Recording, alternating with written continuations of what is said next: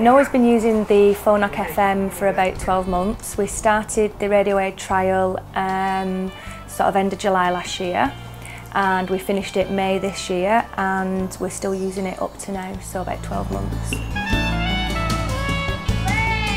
As we went along, we found out that it was more beneficial in certain situations, so for example in the car, or when I'm sort of in another room, or if we're doing like sing-songs and there's like quite a few of us doing it in the family or whatever, you know, it's good with things like that. Noah, drink!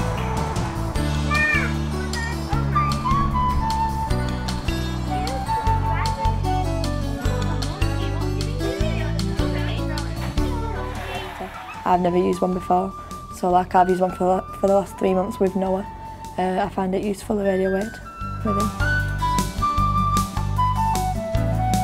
She's been using the FM since December 2009, which is 7-8 months. A regular example of using the FM would be down at the stables.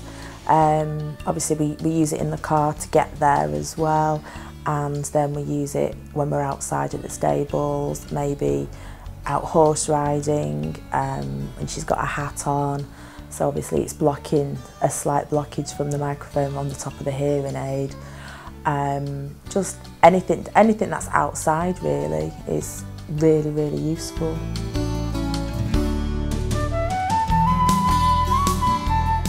Charlotte's been using the FM for approximately 9 to 10 months altogether. She uses it every day, and it has been a big help to her. Well, in normal environment it's a very noisy world anyway, and for a child with a hearing loss that's quite difficult to pick up speech in a lot of noise. So what the FM does is it focuses the speech for them, especially in a nursery environment where you've got a lot of children's chatter, you've got a lot of echoey rooms. It does mean that Charlotte's been able to hear their voices better, and her communication has been improving from there. She was talking, but she wasn't able to communicate with staff. But now she's come on and she can tell us what she wants, what she needs, communicate with the other children, so it's brought her on a lot. The concept of an FM system is very simple.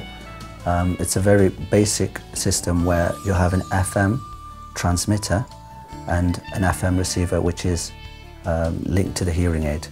So when the person who speaks through the transmitter microphone speaks, their voice is directly sent across radio frequency into the child's hearing aid through the receiver they're wearing.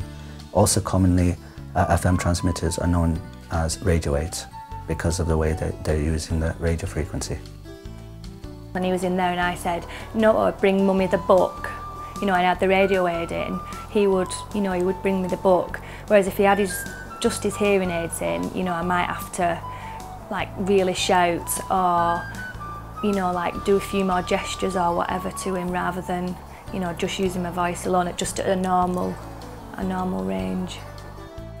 Outdoor play, we try and use it there, obviously with it being a big area. We want him to be able to hear us and properly and get clear instructions. Like say if he's climbing up the slide, we want to make sure he's safe as he's doing that. Sometimes we will use it like at meal times, but we find that at meal times he will listen anyway, because like he's sat down, it's quite quiet. Sleep times we don't need to use it obviously because he's going to sleep. Other times, probably in the library area as well, when we go outside of the room, we have like a library area, we try and use it in there as well. And then just like any small group activities really.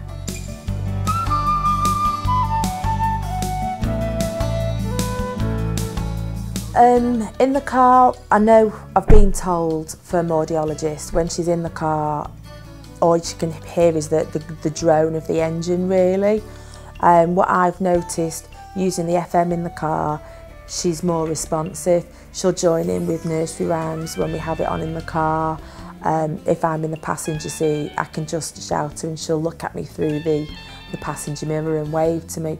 Whereas if she's not got it on, she doesn't listen, because all she can hear is the zzz from the engine.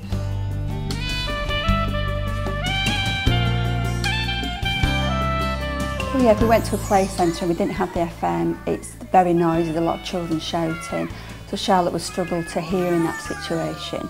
Whereas with the FM, she can hear me even if she can't necessarily always see me, which means that she's a bit more confident playing on her own or playing with the other children there, doing the activities or whatever they have, and knowing that she can hear mum if she needs to, whereas before she would be constantly looking for me. She was very clingy at the beginning because of that, and she has got better with that because she does know she can still hear me. I'm not necessarily have to be in view all the time now. Because obviously the benefits it's had for Noah have been absolutely brilliant, and you can actually see the benefits. It's not one of those things that, you know, you don't see benefits for years and years. You can actually see it as your child's progressing. And basically you want to give your child every opportunity to live as normal a life as possible in a hearing world. So if you can do that, try and mimic normal hearing as best as possible, then, you know, by letting them use the radio aid, then I feel that that's giving them that chance to do that. Get one, they're really, really good, really useful. Nursery all commented on how useful it's been to them. I found it brilliant when it was winter time and they had the hoods on and the hats on. It's just really, really, really useful, and I would say to anybody, get one. I would recommend the FM to all parents of hearing impaired from a young age because it does make such a difference. The early years of communication are really important, and with correct hearing aids and the FM on top, it just means that that deaf child, when they start school, is at the same level as their peers and isn't at a disadvantage, which is really important for them starting school. You don't want them being behind at the beginning because obviously that's going to escalate as years go on.